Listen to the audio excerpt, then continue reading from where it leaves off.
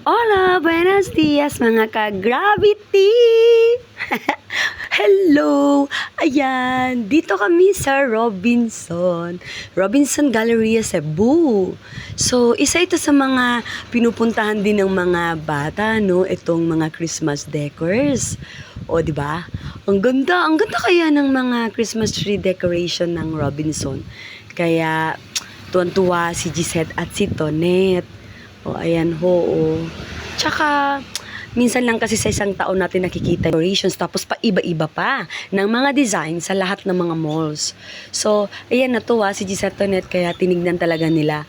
Actually, big girl na sila para sa mga ganito. Pero, amazed sila sa mga nakikita nila kasi ang cute daw. Kaya, we took videos and pictures. Ayan, kaya, I would also like to take this opportunity to thank Robinson Galleria Cebu for such a beautiful Christmas decorations. Yan, salamat. Nag-enjoy talaga sila dyan. Favorite place nila yan eh, pag tuwing pumupunta kami ng Cebu. Kasi isa sa mga paborito nila is yung grocery area ng Robinson. Kasi napakalaki at saka halos kumpleto.